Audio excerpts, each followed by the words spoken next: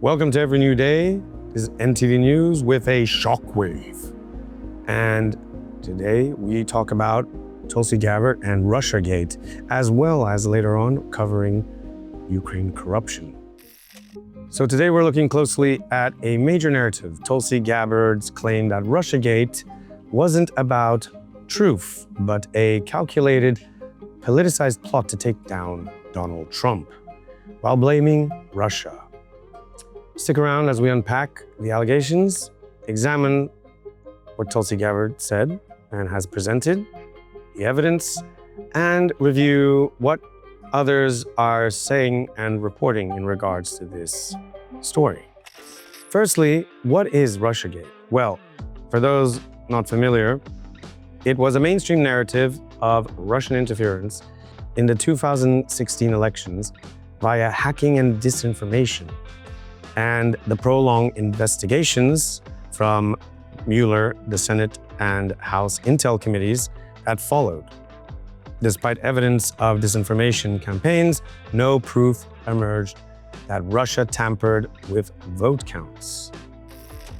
Tulsi Gabbard, who is now the Director of National Intelligence in President Trump's administration, has alleged that Obama-era officials orchestrated a treasonous conspiracy manufacturing intelligence assessments to delegitimize Trump's victory. This was back in 2016. She claims a deliberate shift. Early 2016 intelligence concluded no cyber attack on voting infrastructure.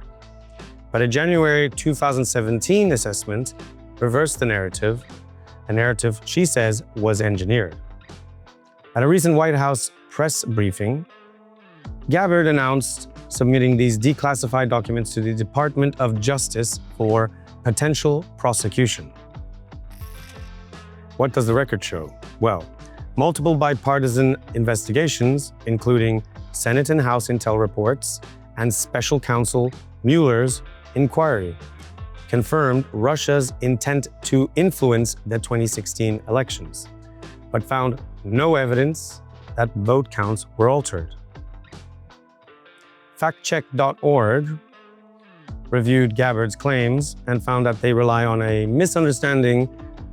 The early and later assessments addressed different types of interference, infrastructure versus influence campaigns, and not a contradiction.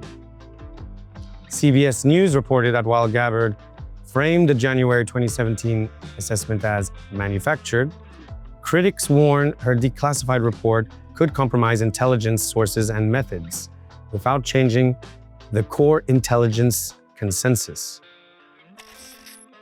So what are the political reactions and why it matters? Reactions split sharply.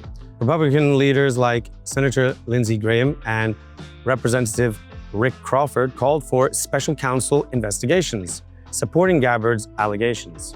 However, there have been Democratic critics, such as Representative Jason Crow, who labeled Gabbard as a weapon of mass destruction for Trump, arguing that claims are baseless and diversionary.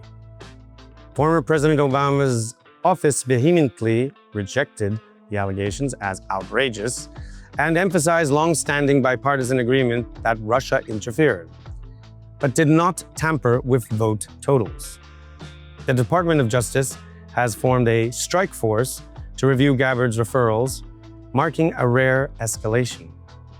What do we know in terms of Russian interference? Well, we know that Russia has been the punching bag from the West ever since what we believed was the end of the Cold War back in the 90s. And how legitimate are these allegations? Well, there are critics who claim these are wildly misinformed. But lest we forget, the Steele dossier. Aha! Well, let me give you a recap about that.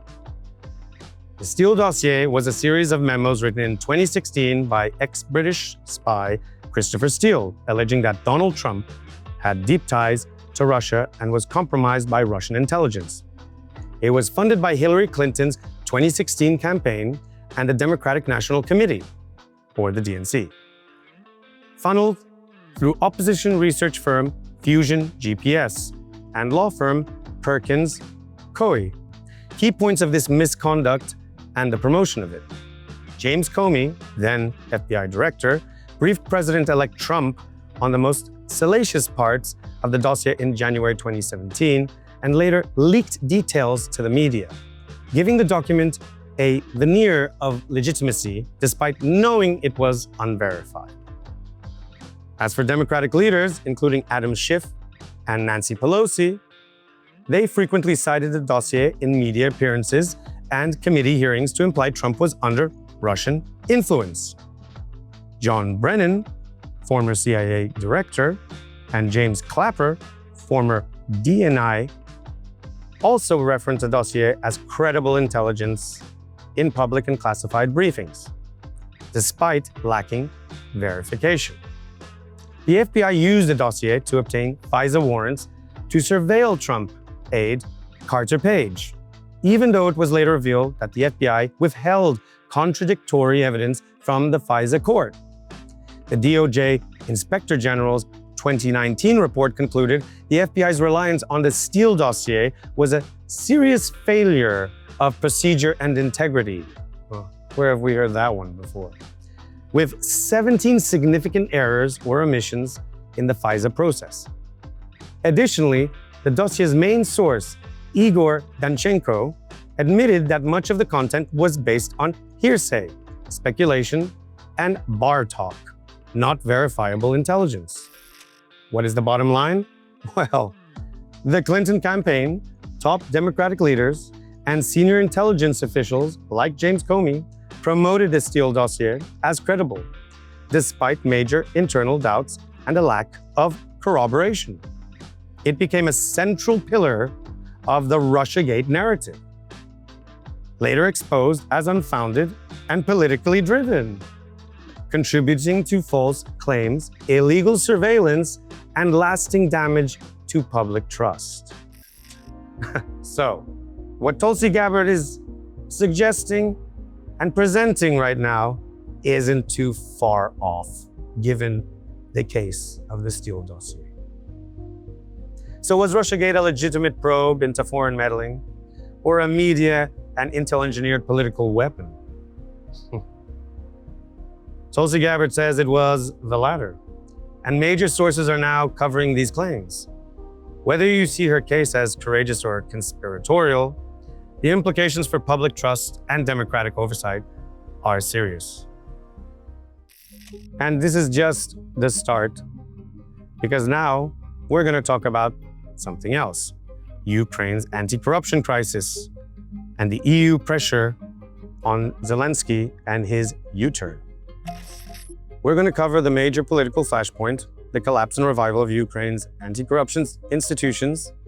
The European Union is warning of serious consequences, and President Zelenskiy has suddenly pivoted. Let's break this down. Ukraine established the National Anti-Corruption Bureau, or NABU, and the Specialized Anti-Corruption Prosecutor's Office, SAPO, after 2014 to tackle high-level graft. These agencies are vital to the rule of law and Kyiv's EU accession aspirations. But on July the 22nd, the Ukrainian parliament greenlit a law giving the Prosecutor General, handpicked by Zelensky himself, broad control over NABU and SAPO. The move sparked the nation's first wartime protests and alarmed Western allies. So now we have the EU stepping in and Zelensky reversing, because on July the 27th, European Commission President Ursula von der Leyen publicly urged Zelensky via X to preserve the independence of these anti-corruption bodies. She stressed they're foundational to both the rule of law and Ukraine's EU path. In response, Zelensky announced draft legislation to restore NABU and SAPO's autonomy, reversing his earlier actions. He signaled that the bill could be adopted as early as next week. What are the consequences, fallout, and what are the stakes? Well, Zelenskyy's earlier law triggered national protests. Tens of thousands took to the streets, unprecedented under martial law. People forget, Ukraine is under martial law with Zelensky on top. They haven't had democratic elections. Critics argue the law shielded powerful individuals under investigation, potentially including figures close to the president's inner circle. The EU responded sharply. One news outlet reports the bloc suspended $1.7 billion in Ukraine aid over the move, warning it jeopardizes both EU accession and IMF support. Meanwhile, Western leaders, including Germany's Chancellor Friedrich Merz and UK PM Keir Starmer, pressured Kiev to reverse course. They emphasized that functional anti-corruption institutions are non-negotiable for democratic legitimacy and reform requirements. So why does this matter, and what are the next steps? Why this matters? Well, independent anti-corruption bodies are not just bureaucratic boxes. They're Ukraine's firewall against elite capture and graft. Diluting their power undermines public trust and democratic progress. And Ukraine has already come under target enough from a lot of questioning in terms of the transparency of where a lot of this aid and financing is going to. The parliament is expected to vote quickly on Zelenskyy's new restoration bill. EU officials will monitor compliance closely. Aid and EU membership hinges on this. Public vigilance remains high. Any backsliding could spark further protests or weaken international support. So that's the story. Massive backlash over compromising anti-corruption watchdogs, swift EU pressure, and a rapid course correction by Zelensky, though risks remain. And at the same time, we have Tulsi Gabbard presenting these allegations, pushing them for prosecution in regards to a false Russian interference narrative that hampered and potentially attempted to bring down the then President-elect Donald Trump's campaign and presidency. Let me know in the comments down below what you think. Share this video, give it a like, subscribe, and yeah, who can you trust? Kind of difficult, but you know, at the end of the day, it's every new day you learn something new. This was ENDtv.